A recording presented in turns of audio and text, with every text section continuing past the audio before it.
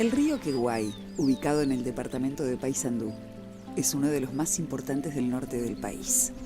Nace en la Cuchilla de Queguay y forma parte de la cuenca del río Uruguay, en el que desemboca después de serpentear entre cerros y montes de todo el departamento.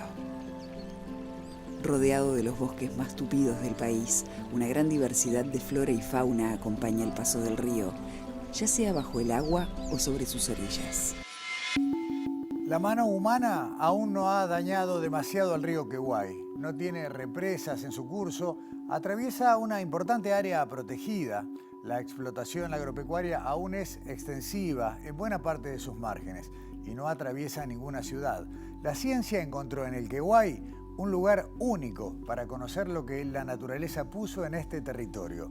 Hoy lo conoceremos. Vamos a hablar de eso y de lo más natural iremos a la creación más compleja, la inteligencia artificial y su impacto en nuestro país y la región. También informaremos sobre la situación de las patentes y los registros en nuestro país y vamos a conocer a una startup que aprovecha los residuos de la industria vinícola para transformarlos en productos cosméticos. Pero antes de todo esto, nuestro habitual salpicón de noticias científicas.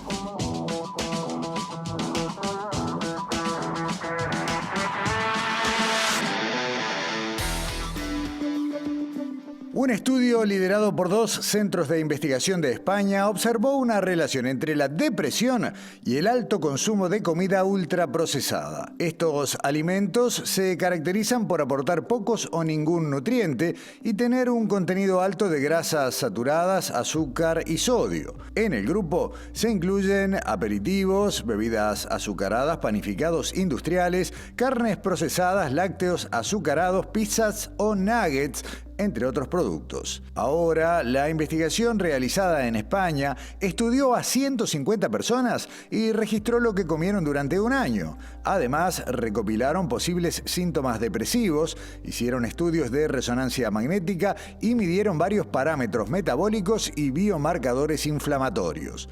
Uno de los resultados fue la asociación entre un mayor consumo de alimentos ultraprocesados y una mayor presencia de síntomas depresivos. Además, en las personas que comían más ultraprocesados, se detectó que las regiones cerebrales implicadas en la toma de decisiones eran más pequeñas.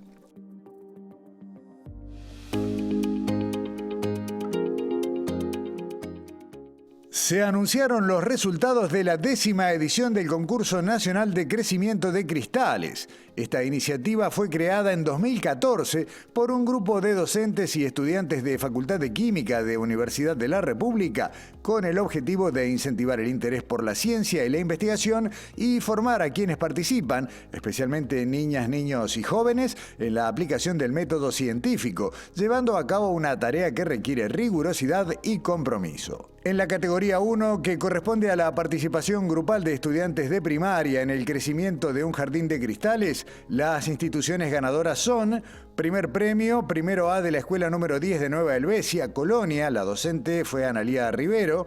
El segundo premio, sexto año de la escuela número 123 de San José, en Ciudad del Plata, la docente Cristina Peña. El tercer premio es para el tercer año de la escuela número 258 de Peñarol, en Montevideo, y la docente Dayana de Sena. En la categoría 2, que corresponde a la participación grupal de estudiantes de secundaria y bachillerato en el crecimiento de un cristal único, las instituciones ganadoras son: primer premio, Colegio y Liceo Evangélico Bethesda, los integrantes Rocío Pérez, Gonzalo Casavieja, Joaquín Fittipaldi y Lucas Cuitiño.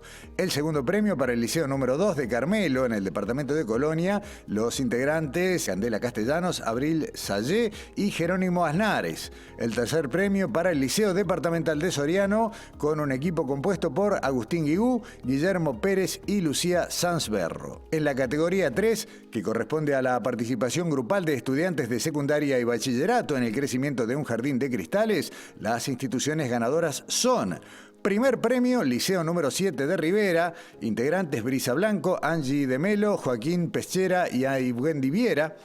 El segundo premio para el Liceo número 2 de Carmelo, en el departamento de Colonia.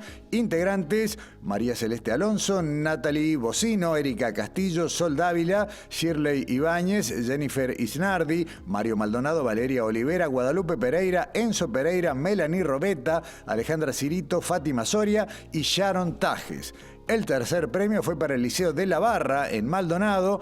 Integrantes: Guadalupe Carneiro, Ezequiel Viera, Dayana Puyola, Juan Pablo Ocampos, Nahuel Mesa, Micaela Odicio, Micaela Sánchez, Delfinia Durán y Francine López.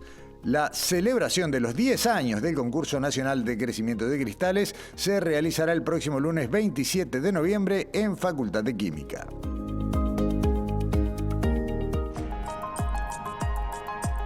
La Organización Mundial de la Salud y su Oficina Panamericana presentaron recientemente el Código Latinoamericano y Caribeño contra el Cáncer, que incluye 17 acciones concretas para prevenir el cáncer en la región. El informe destaca que 1/3 de los casos de cáncer en América Latina podría prevenirse evitando malos hábitos ya conocidos, pero además subraya que la pobreza, la falta de acceso a la vivienda y a la atención médica son importantes barreras para la implementación del código.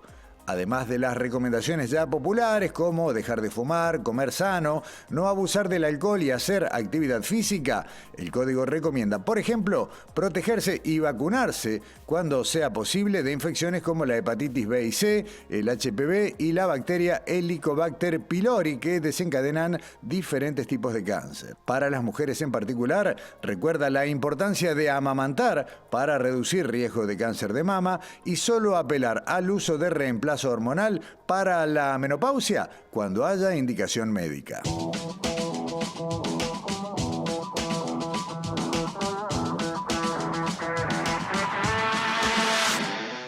En el marco de la segunda cumbre mundial de comisiones de futuros en parlamentos que se desarrolló aquí en Montevideo, y ustedes lo habrán visto porque tuvo afortunadamente abundante cobertura en los medios de comunicación, aprovechamos la llegada a Montevideo para convocar a estudios a una de las tantas personas que vinieron a compartir, a debatir y a discutir sobre inteligencia artificial. El cruce, y no es menor, es inteligencia artificial y democracia, derechos, amenazas éticas, todos temas que tienen que ver con decisiones, con miradas, con discusiones que todavía tenemos que dar, en algunos casos apenas las estamos comenzando. Le agradecemos muchísimo a Rodrigo Durán Rojas, que nos acompaña aquí en Sobre Ciencia. Rodrigo es director de vinculación y diseminación del Centro Nacional de Inteligencia Artificial de Chile. Bienvenido, Rodrigo. Muchas gracias, muy contento de estar en Montevideo. Bueno, nosotros también, recién lo hablábamos fuera de cámara, cierta envidia de que la institucionalidad de Chile ya reconozca la necesidad de que la inteligencia artificial empiece a formar parte de las estructuras, ¿no? De algo que hay que mirarlo como algo aparte. Totalmente. Es el paso natural, creo yo, de cómo estas cosas van a ir avanzando, y es algo que se vio también en la cumbre, en el sentido de que la inteligencia artificial como tecnología tiene el potencial de transformarse en la electricidad o el internet, algo totalmente omnipresente en la vida de las personas. Entonces, urge buscar mecanismos a través de los cuales podamos darles una mirada un poco más amplia, y eso es lo que nosotros desde el Centro Nacional de Inteligencia Artificial en Chile hacemos. Está bien.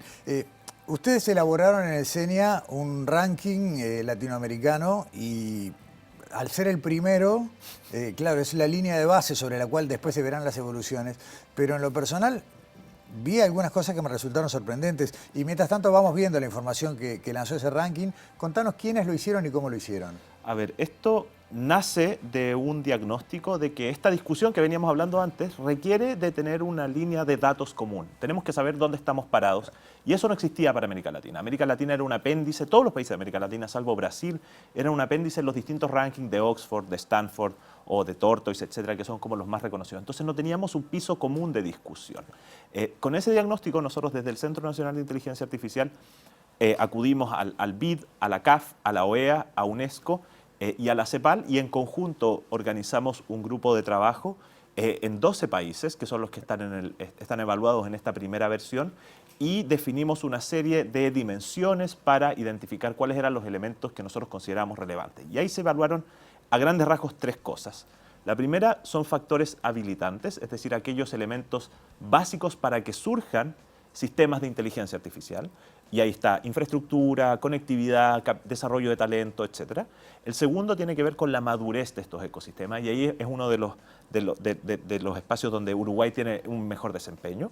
Y el tercero tiene que ver con el marco institucional, la gobernanza de estos sistemas. Esto obviamente lo hicimos en conjunto con todas estas organizaciones y tuvimos también mucho apoyo de empresas privadas que les interesaba también saber esto. Participó Google, participó AWS, que entiendo también estuvieron en la cumbre, y algunas, LinkedIn y Meta, nos ayudaron también con ciertos datos. En la mirada local, la de Uruguay, ese tercer puesto, de alguna manera casi empatado con Argentina, es un buen desempeño, porque claro, de un total de 12, tercero está bien. De todos modos, ese 55%, es decir, apenas más de la mitad y bastante lejos del 75% de Chile, que lidera el ranking, deja eso, ¿no? Algunas certezas positivas y otras negativas. Desde afuera, ¿cómo evaluarías la situación o la posición desde la cual Uruguay arranca?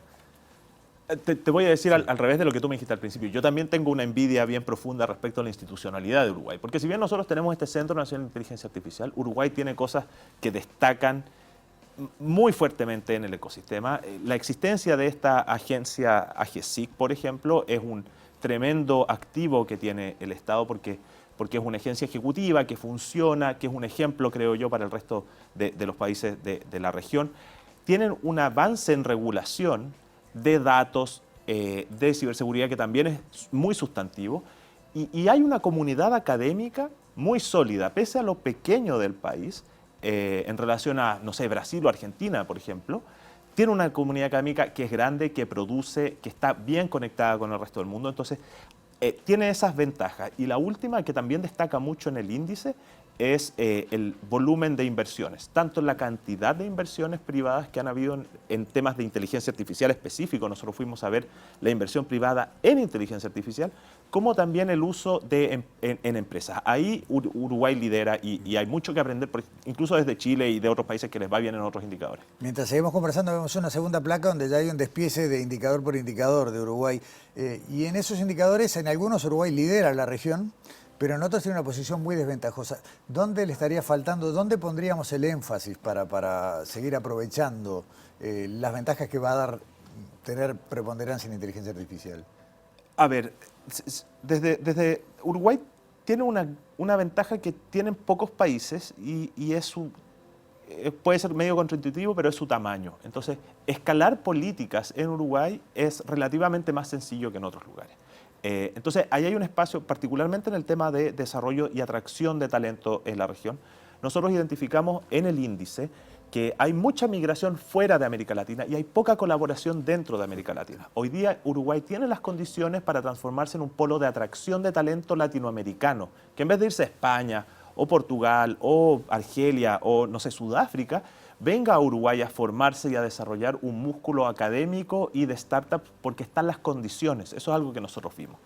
Otro espacio donde también se puede aprovechar es en el tema de la contribución que hace la comunidad uruguaya en desarrollo de lo que se llama open source. Eso fue un trabajo que nosotros hicimos con GitHub y identificamos que dentro de la región Uruguay es el país que lidera en materia de desarrollos y calidad de los contenidos abiertos que se suben a GitHub. Entonces, eso habla de una comunidad de desarrolladores que es muy madura, es muy robusta y está muy preocupada de hacer esto como algo más democrático. Para un país como los nuestros, los sudamericanos en general, producir siempre se ha relacionado con la idea de materia prima. Producir en base a algo tangible. Chile es famoso mundialmente por sus producciones mineras, por ejemplo, Uruguay por sus producciones de alimentos. Acá hablamos de producir, de generar mucho valor a ideas. Sí. ¿Es el futuro de estos países?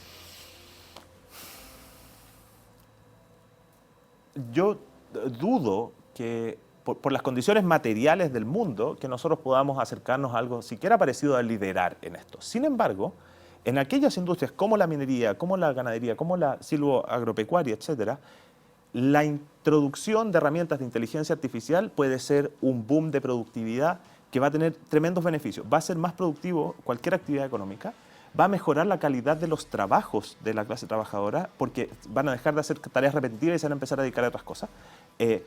Y principalmente va a generar una industria distinta a la que hoy día existe. Entonces, más que tratar de ser líderes en desarrollar cosas nuevas o qué sé yo. Hoy día el mundo, el hemisferio norte está muy avanzado y hay cosas que nosotros podemos descargar el código y ponerlo a disposición de las economías locales. Eso no lo estamos haciendo. Y en ese trabajo de adopción debiese ser una prioridad para mejorar la calidad de la vida de las personas. Liderar ese proceso por parte de los tomadores de decisiones, por ejemplo. Ahí hay varios aspectos. O sea, desde que la industria, y cualquier industria, esto es transversal, y lo he visto en Chile, lo he visto en Argentina, y no he tenido la oportunidad de hablarlo tanto en Uruguay, pero sí me ha tocado verlo en América Latina. Hay mucho temor porque dicen, no, pero ¿cómo nosotros aquí vamos a poder hacer eso? Pero sí se puede. Nosotros lo podemos hacer perfectamente. Entonces, hay un tema cultural, hay un tema de generar los incentivos apropiados para eso, como un pequeño empujoncito y quizá el mayor desafío es que si eso pasa, vamos a necesitar más capital humano, más talento que entienda que sea contraparte de eso. Y ese es el gran desafío de los estados hoy día, y no solo de los estados, pero principalmente de los estados, es cómo preparamos a la fuerza laboral para enfrentar un mundo, como yo te decía antes, donde la inteligencia artificial va a ser prácticamente ubicua, va a estar en todas partes. Rodrigo, en el informe ustedes destacan en un párrafo que me llamó mucho la atención que el único país latinoamericano que ha incorporado la inteligencia artificial a su educación básica es Brasil. Es Brasil. Un camino que deberíamos imitar rápido. Totalmente. Nosotros eso lo llamamos alfabetización en inteligencia artificial y es básicamente identificar si es que los países en su malla curricular han incorporado elementos que permitan no programar. Nosotros no estamos diciendo todos debiésemos ser programadores, sino que ser capaces de entender cómo funciona esta tecnología. Y esa capacidad tiene que ver con partir desde los más pequeños. Brasil es el único país que lo ha hecho a escala global, y tiene mucho que ver también con el nivel de industrialización. O sea, hay una incorporación de la robótica y a través de eso la inteligencia artificial que está mucho más presente en Brasil que en otros países. Sin embargo, es un buen camino a seguir. Cada país tiene que ver bien, porque hay otro fenómeno, no sé si pasa acá, pero en Chile el currículum está sobrecargado. O sea, claro, hay que pensar de nuevo el currículum. No podemos pedirle a los docentes que tengan una varita mágica y le enseñen todo de todo, pero sí incorporar, por ejemplo, en cosas que ya se están pasando, que ya están incluidas en el currículum, elementos de inteligencia artificial o actividades fuera de aula que tengan que ver con eso. Uno de tus puntos fuertes tiene que ver con ética, tiene que ver con derechos humanos, y cuando hablamos de inteligencia artificial, otro de los temores que aparece en el acto es, bueno, esto va a dejar a un montón de gente sin trabajo, va a desplazar a la fuerza laboral que no tiene la capacitación y la va a excluir definitivamente. ¿Cómo se empiezan a discutir y a resolver estos problemas? Ese fue uno de los temas que se abordó profundamente en la cumbre, y yo te diría que lo primero es entender la tecnología. ¿Ya? Ahí tiene que existir un espacio mucho más estrecho y aumentar los vasos comunicantes entre los tomadores de decisiones, las empresas y la academia, para que entendamos efectivamente qué es lo que existe hoy día. Lo segundo es que eso nos lleva a un tema donde nos damos cuenta de que hoy día muchos temores están infundados. Por dos lados, la tecnología no está tan avanzada como las personas creen. No. Y lo segundo es que aunque tú integres mucha tecnología, siempre vas a necesitar personas. Yo doy siempre el ejemplo. ¿Tú sabes cuándo fue el primer aterrizaje automático de un avión? No. En el año 1962. Hace más de 50 años. Sin embargo, seguimos teniendo pilotos. Hace 50 años que un avión pudo aterrizar solo, pero seguimos teniendo pilotos y personas que ven eso.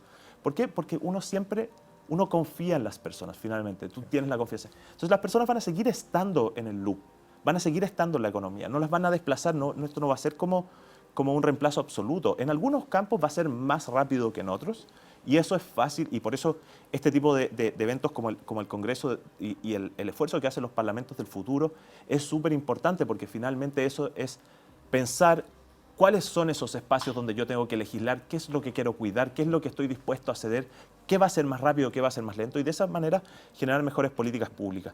Pero yo soy bastante optimista en ese sentido.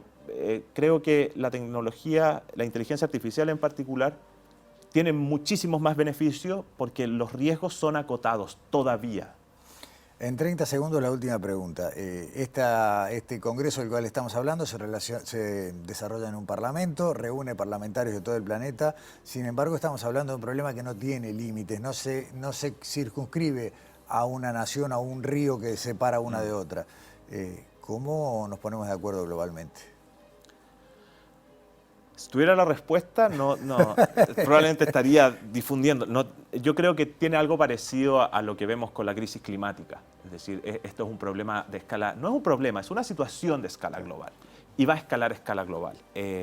Y en ese sentido, desde mi punto de vista, tiene que existir una macroregulación o ciertos acuerdos éticos como lo que publicó UNESCO en septiembre del año pasado, pero al mismo tiempo algo que se ajuste a los contextos locales. La regulación que nosotros podemos proponer en Chile se ajusta a la economía de Chile, a la idiosincrasia chilena y va a ser totalmente distinta, independiente de que tiene ciertos elementos comunes de inspiración con la uruguaya y probablemente con la europea, pero van a ser distintos. Entonces uno no puede aspirar a algo que un tamaño le hace a todo. Sin embargo, tienen que existir ciertos elementos comunes que nos permitan resguardar, justamente por lo que tú dices, porque esto es transfronterizo. Rodrigo, te despedimos con un presente de Ística Objetos, un souvenir de Sobreciencia, una de estas tazas. Muchas gracias. Nada, gracias. Las tazas son estas, pero bueno, ahí te llevas la tuya. Gracias por acompañarnos y bueno, nos veremos aquí o allá pronto. Buenísimo, gracias. Gracias a ti. Primera pausa en Sobreciencia, ya volvemos.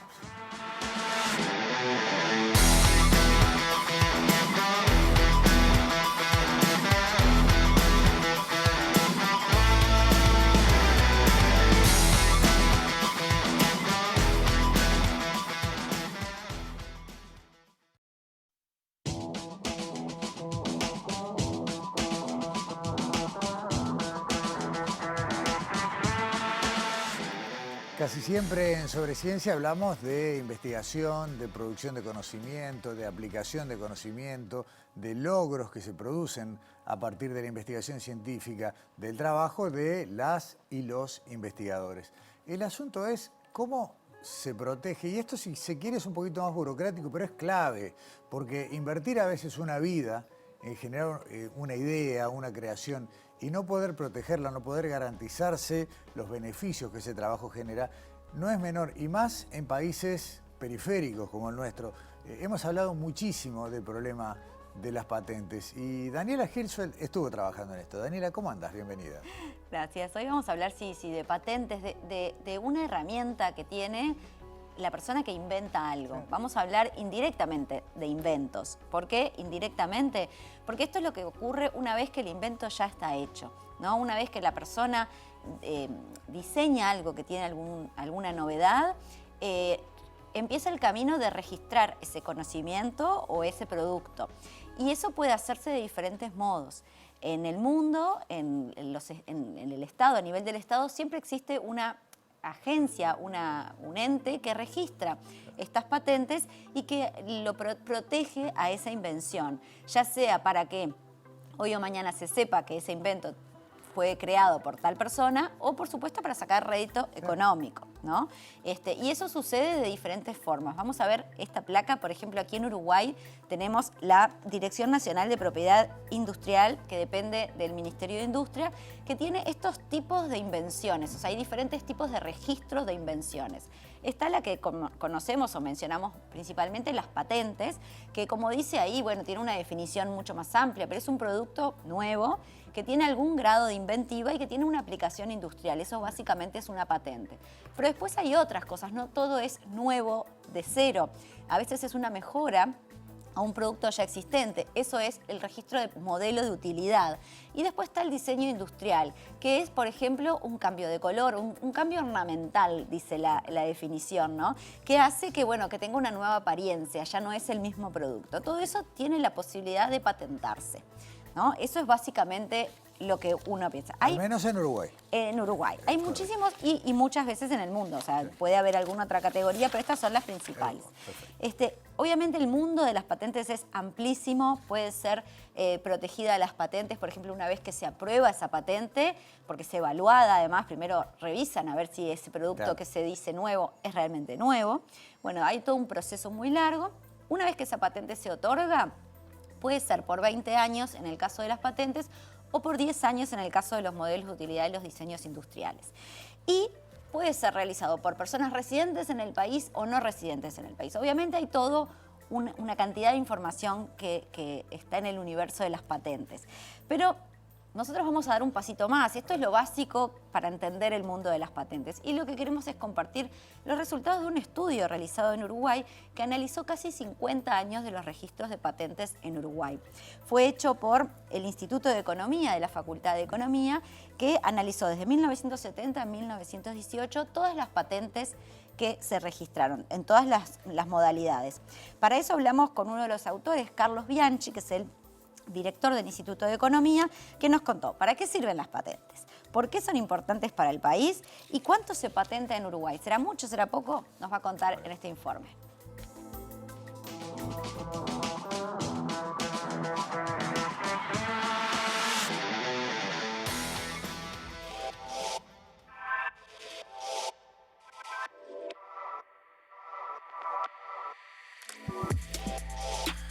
Las patentes, en su versión más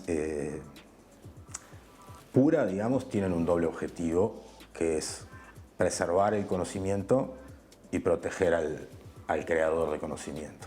Después, las patentes son un elemento jurídico y político. Entonces, ¿qué nos dice de Uruguay? Nos dice, primero nos da un indicador de qué conocimiento los actores en Uruguay entienden que es relevante proteger. Por otra parte, nos da una idea de qué actores internacionales les interesa proteger el conocimiento aquí en Uruguay.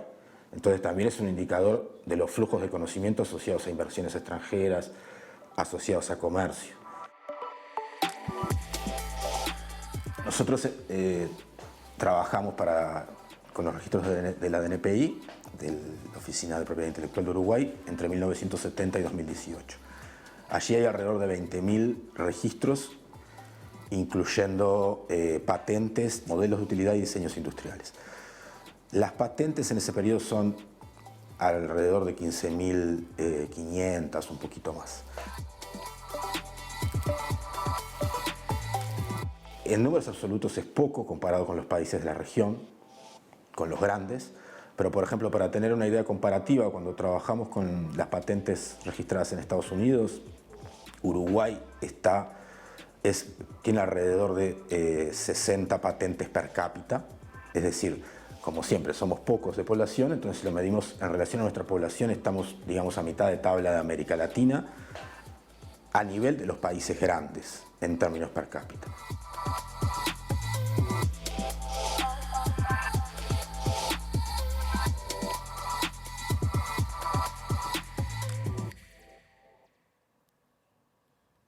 Me vino a la mente una frase tonta que decimos muchas veces cuando a alguien se le ocurre algo, dicen patentalo. Patentalo, ¿no? Claro. exactamente. Bueno, de eso se trata, este universo que Carlos empezó a contar, obviamente tiene detalles a nivel nacional e internacional, porque esto es un mundo. Bueno, de hecho, Albert Einstein trabajaba en una oficina de patentes, o sea que sí serán antiguas estas oficinas. Pero bueno, Carlos nos contó que en Uruguay se patentaron en estos casi 50 años se hicieron más de 20.000 solicitudes de patentes, de las cuales 15.000 más o menos son patentes específicamente. Pero bueno, ellos no se quedaron solo con el número, los que dijeron, bueno, vamos a analizar estos datos, ¿no?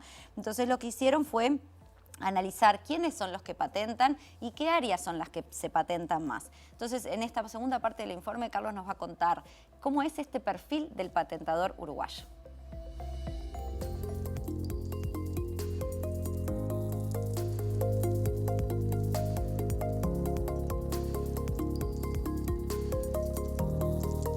A partir de la década de los 90, se aprueba en Uruguay la ley de patentes del 97, hay un cambio sustantivo, las patentes crecen.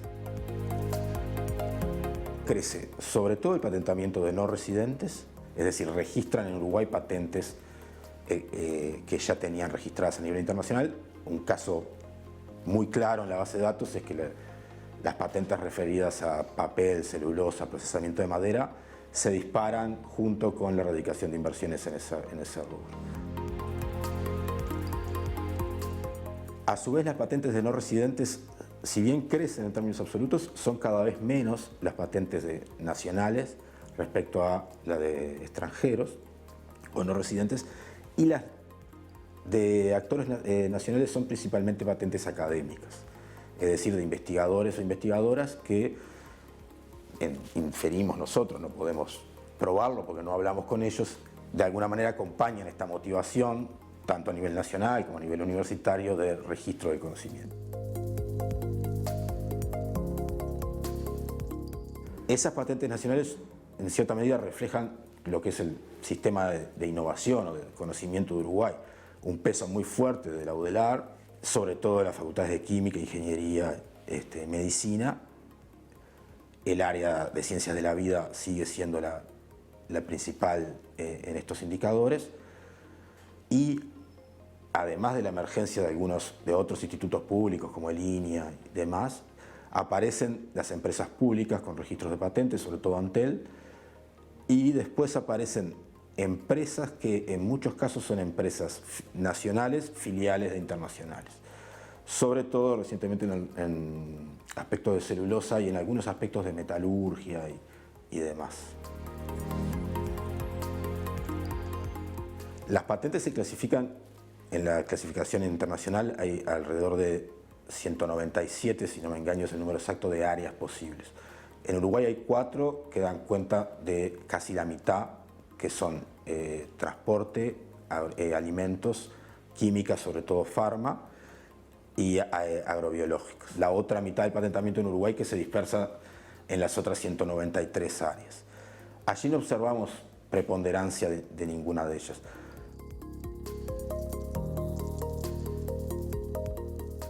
Si yo tuviera que definir el patentado uruguayo, diría que principalmente son empresas extranjeras que protegen su conocimiento acá. No lo estudiamos específicamente, pero por lo que se sabe de la economía uruguaya, esto está claramente asociado a corrientes de inversión extranjera. Luego hay principalmente instituciones de investigación y educación superior, con un peso relativo fuerte de la UDELAR, y en esos casos aparecen también, porque también la normativa UDELAR ha cambiado y INI ha cambiado, inventores individuales, que son los investigadores e investigadoras, y propietarios institucionales. Entonces yo te diría que hay como 2 perfiles. Los no residentes, principalmente empresas asociados a flujos de comercio e inversión, y nacionales, principalmente académicos o profesionales radicados mayormente en instituciones públicas. Geográficamente, las patentes se concentran en los lugares relativamente más ricos y más dinámicos, y esto lo muestra para Uruguay. Las patentes se concentran en la zona costera, en Montevideo principalmente, y en algunos puntos del litoral o ahora del centro, donde se han radicado o instituciones o inversiones extranjeras.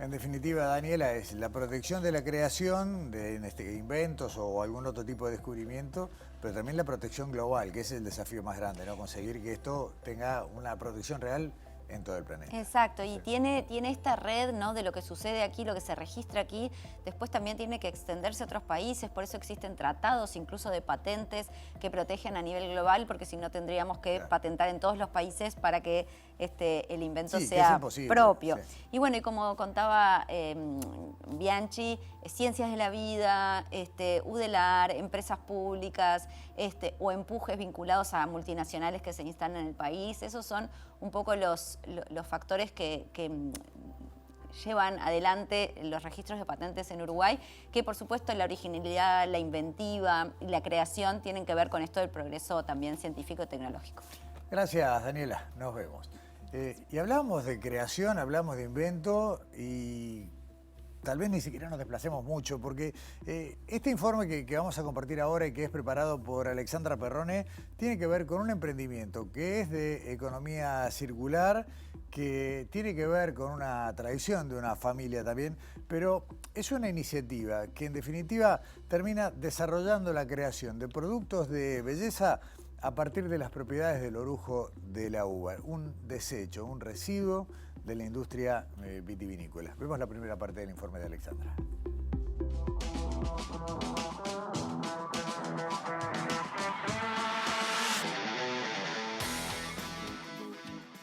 Levid, un nombre en homenaje a la vida y a la vid, la planta de la uva. Hoy en Sobre Ciencia Les contamos que Levid es la primera marca de enocosmética en Uruguay.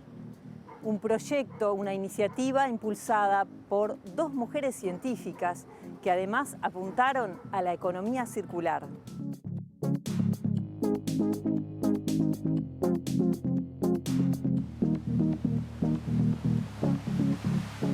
La idea de formar Levid surge en realidad como desde la necesidad de aprovechar las propiedades que tiene el orujo, ya sean antioxidantes, antiinflamatorias, y desde un lado más personal también desde combinar mi pasión, que es la ciencia, con lo que es la tradición familiar. Mi familia es bodeguera ya desde hace varias generaciones. Mis abuelos fueron los que fundaron la bodega y después mi madre la que la continuó. Y bueno, siempre está como esa necesidad de querer vincularse a la familia, de continuar con esa tradición que ya lleva años y generaciones. Y encontré esta oportunidad, que es Levid, que me permite un poco combinar lo que es la ciencia, ¿no? Los estudios que hacemos, la extracción de los polifenoles, con el vino. El vino tiene muchas propiedades, de que hay polifenoles, pero en realidad, si vos lo pensás, todas esas propiedades están mayoritariamente en la cáscara y en la semilla. Entonces estaba con mi mente eso de, bueno, esto en realidad se está descartando, o sea, queda un montón de materia prima muy valiosa que se debería aprovechar. Y bueno, también cuando arranqué la carrera siempre estaba la posibilidad de como la salida laboral de los cosméticos, la sustentabilidad, y como que siento que Levid es lo que combina todo eso. El orujo en la cosmética específicamente, la propiedad que nosotras más resaltamos es la antioxidante, ya que el orujo tiene polifenoles que lo que hacen es neutralizar radicales libres, que son moléculas altamente reactivas, que lo que hacen es envejecer la piel, en otras palabras. Por otro lado, también son antiinflamatorios, que bueno, es una propiedad que es muy beneficiosa para la piel, y también reafirmantes, unifican el tono de la piel. Todas esas propiedades que tiene el orujo son muy beneficiosas en la piel y en realidad lo que hacen es proteger a la uva. Por ejemplo, también protegen a la uva de la exposición UV, del sol, y también lo hacen en nuestra piel.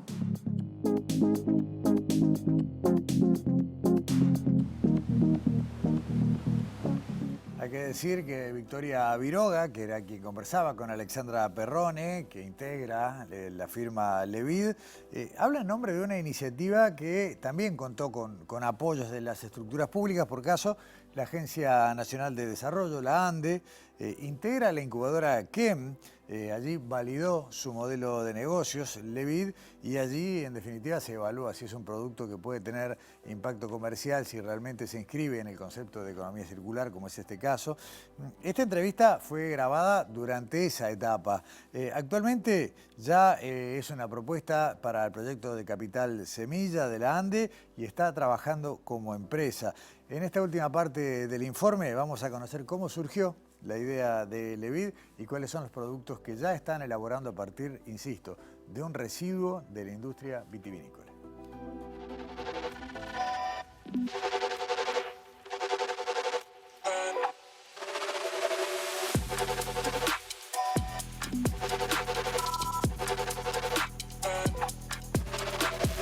Levid surgió aproximadamente el año pasado, a mitad de año, cuando me encontré con Betiana, mi socia, que ahí unimos nuestras dos ideas, que básicamente eran lo mismo, y dijimos, bueno, en lugar de salir a buscar quién es la primera marca enocosmética en Uruguay, ¿por qué no unimos todo el conocimiento que tenemos, que se complementa tan bien, y lo hacemos juntas? Y la verdad que fue la mejor decisión que hemos tomado porque trabajamos muy bien juntas.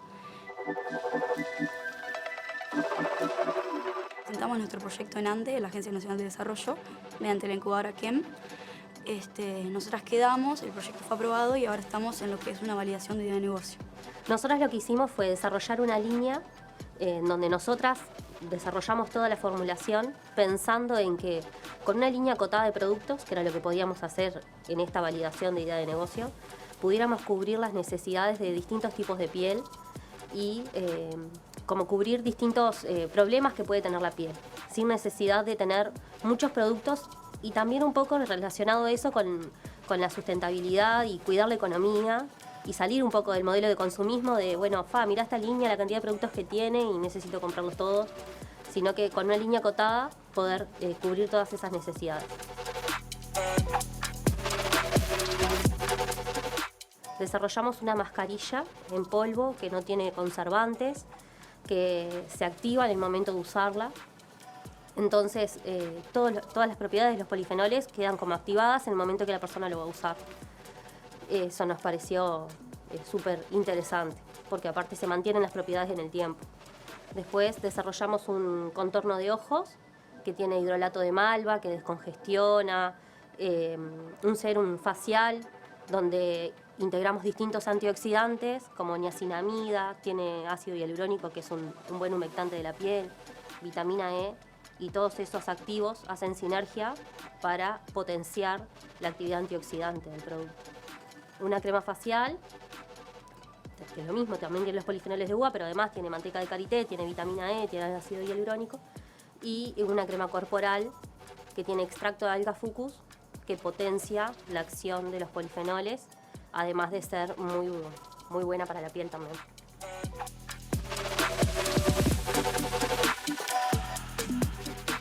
Nos sorprendió ver tanto interés de parte de la gente en un proyecto sostenible y que es a partir de la ciencia. Recibimos mucho apoyo por eso y mucho interés. Creo que a las personas que nos gusta la ciencia, a veces nos enfocamos mucho en la investigación y nos olvidamos de pensar de que eso también puede ser un negocio. Y que las personas que hacen ciencia a veces también nos falta saber comunicar qué es lo que hacemos y cómo lo hacemos y sacarle jugo a ese conocimiento.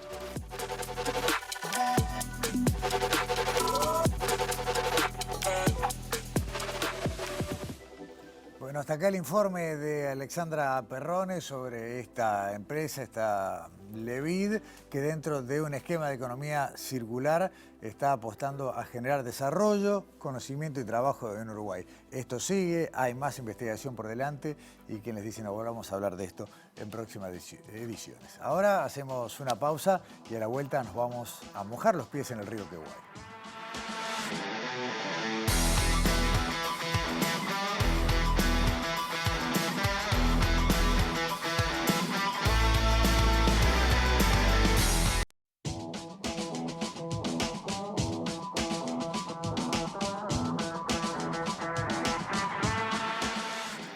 En el CENUR, Centro Universitario del Norte de Uruguay, de la Universidad de la República, se hacen investigaciones científicas de todo tipo, pero teniendo en cuenta que el punto focal del CENUR está en las ciudades de Salto y Paysandú, se construye mucho conocimiento de esa región del país.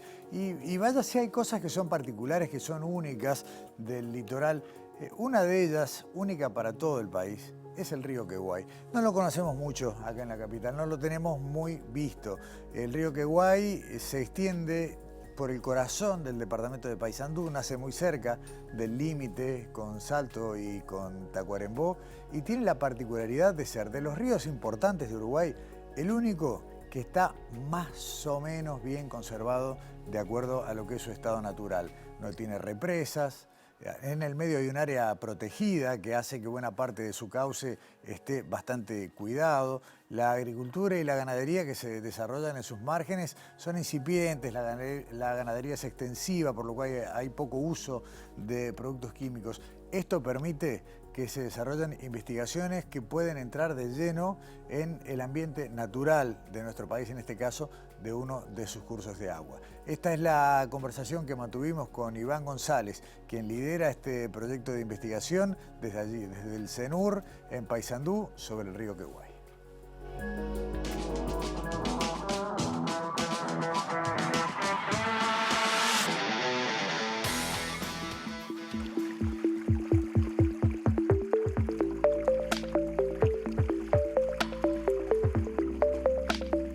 Una cadena trófica denota una serie de procesos que ocurren cuando los materiales y la energía entran en las partes vivas de un ecosistema, en la parte biótica. Arranca primeramente cuando a partir de la energía del sol, los productores primarios, que son las plantas y las algas en los ecosistemas acuáticos, fijan carbono a partir de la atmósfera o a partir de gases disueltos en el agua en sus tejidos, es decir, biomasa. O sea, crecen a partir de eso y tenemos otro grupo que se llaman los consumidores primarios, que son capaces de consumir a estos productores primarios, son los herbívoros típicamente, ya sean terrestres o acuáticos, a la vez asimilan ese carbono que fue fijado desde la atmósfera por los productores primarios en sus tejidos. A su misma vez tenemos otro grupo de consumidores que se denotan consumidores secundarios, que son los que se comen a estos, y así la cadena trófica aumenta en consumidores terciarios, cuaternarios y hasta donde llegue hasta los depredadores tope.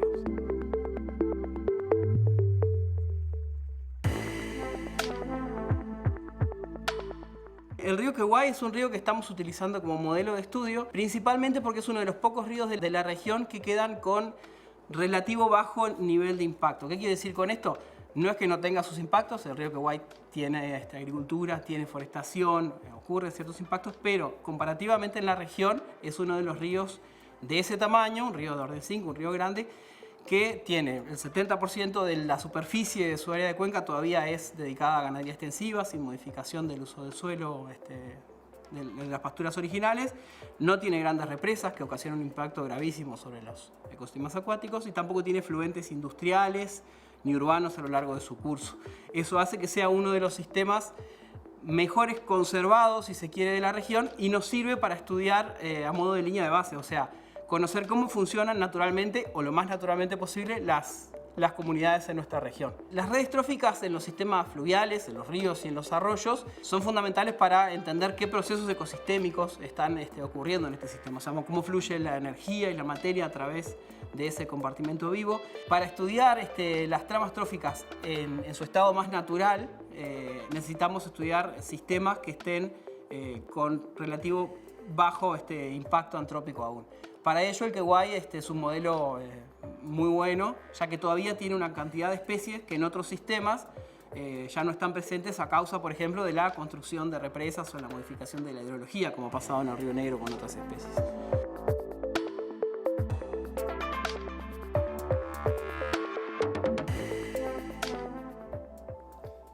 Voy a llamar la atención nuevamente sobre un concepto que manejó Iván González y que es este de la red trófica o la trama trófica. Lo que antes mirábamos tal vez como una línea de alimentación, ¿no? Aquello de primero la planta, después el herbívoro que se alimenta de una planta, después un carnívoro que se alimenta de ese herbívoro y ahí la cadena. Aquello del pez grande se come el pez chico, ¿no? Hablando de ríos. Sin embargo, acá hablamos de una trama trófica y se mira ya no tanto como qué animal se alimenta de qué, sino de la circulación de esa energía que ingresa básicamente como energía solar en casi todos estos casos y se va transformando a lo largo que la trama se complejiza. Y a partir de allí la necesidad de conocer los equilibrios para poder cuidarlos, degradarlos lo menos posible. Seguimos hablando con Iván González sobre esta investigación en el río Queguay.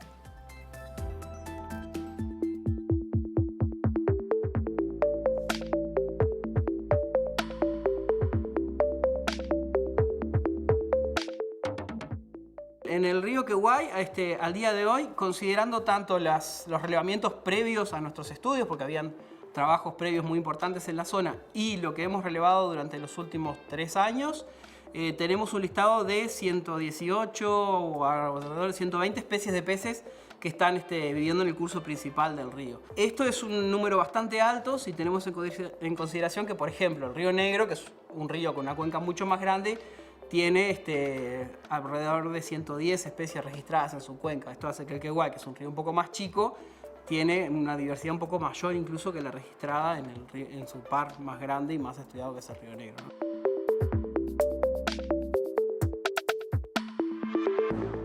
La clave de esa alta diversidad que tiene el río Queguay, por un lado, es la gran heterogeneidad de ambientes, porque el río Queguay tiene cañadas, arroyos pequeños con condiciones ambientales bien diferentes, fluyendo desde nacientes a desembocadura. A la vez tiene lagunas marginales asociadas y grandes humedales, en donde existen especies específicamente adaptadas a cada uno de estos ambientes. Y además desemboca directamente en el río Uruguay, en una zona aguas abajo de la represa, donde la hidrología no está demasiado modificada todavía, y recibe este flujo de especies que migran desde el río Uruguay, entrando por el Queguay seguramente.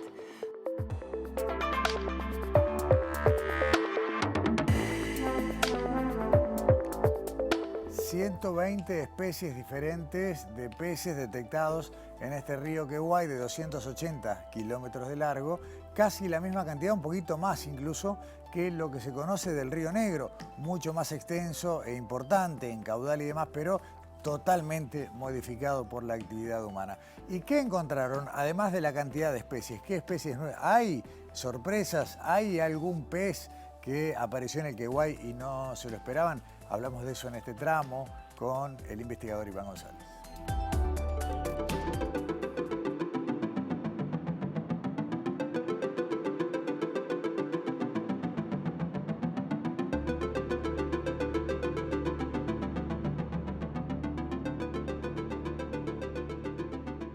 Conocemos, en total son 24 especies que al momento no habían sido registradas para ese río. Hay muchas de estas especies que esperábamos que tuvieran en la región, no es demasiado sorprendente, pero sí encontramos, por ejemplo, dentro de ello algunas especies que aún no tienen descripción científica. Todas las especies tienen un nombre científico, típicamente. Bueno, hay algunas que todavía no han pasado descripción formal. Algunas de ellas venían siendo estudiadas por gente de Facultad de Ciencias hace tiempo y confirmamos que están también ahí, pero son al menos 3 especies que no eran conocidas para la ciencia aún.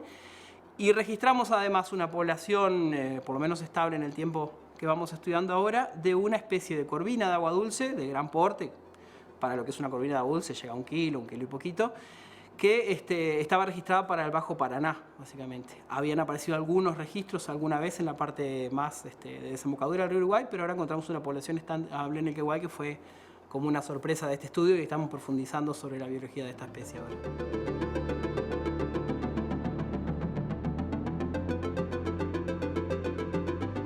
Las otras 3 especies que mencioné en concreto son dos cíclidos, que son el nombre común de ellas en general castañetas o palometas, son animales del orden Cicliformes, muy coloridos, que tienen dimorfismo sexual, los machos son más coloridos, se usan, algunas de estas especies son buscadas por acuaristas, por ejemplo, y muchas de ellas tienen tasas de especiación muy rápidas y diferentes cuencas pueden tener especies endémicas.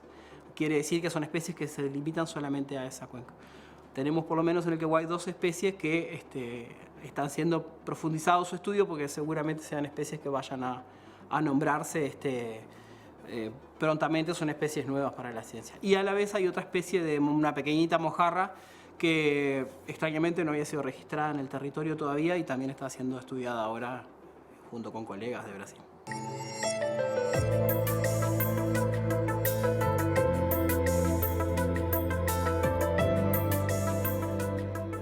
Para que haya una comunidad de peces diversa y sostenible en el tiempo, tiene que haber toda una red trófica que, por ejemplo, algunos estudios preliminares que estamos haciendo con una de las vedettes de nuestro estudio, que es la tararira tornasol, demuestran que, por ejemplo, la tararira tornasol depende de un cangrejo nativo del género Egla, en gran medida en su dieta. Está consumiendo unas grandes cantidades de estos cangrejos. Si no estuvieran ahí, es probable que estas poblaciones de tarariras no se pudieran sostener. Existen especies migradoras que son características del río Uruguay y que se conoce que migran grandes distancias en poco tiempo, como lo es el sábalo, el dorado y la boga, que son especies de importancia comercial muy relevante en el río Uruguay incluso, que las hemos colectado incluso en las nacientes del río Queguay, donde es un pequeño arroyo, habiendo sorteado obstáculos como 2 cascadas naturales que hay a lo largo del río, de más de 2 metros de altura, llegando hacia las nacientes. Ahora estamos profundizando a ver qué tan móviles son esas especies, si efectivamente son especies que están migrando desde el río Uruguay todo el tiempo o si hay pequeñas poblaciones que son locales del río Queguay de estas especies.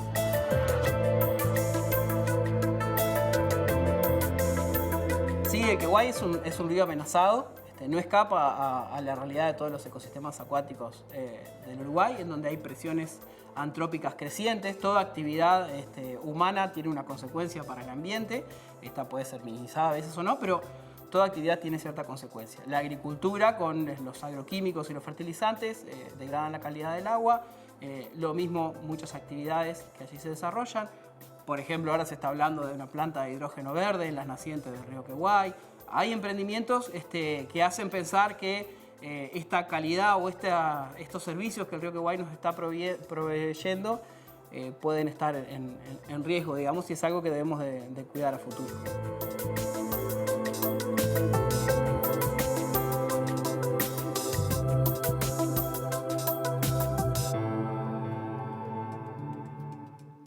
Conocer para proteger. Hasta acá este informe con el doctor Iván González, de allí del CENUR, del Centro Universitario del Norte de nuestro país, en este caso con la sede Paysandú.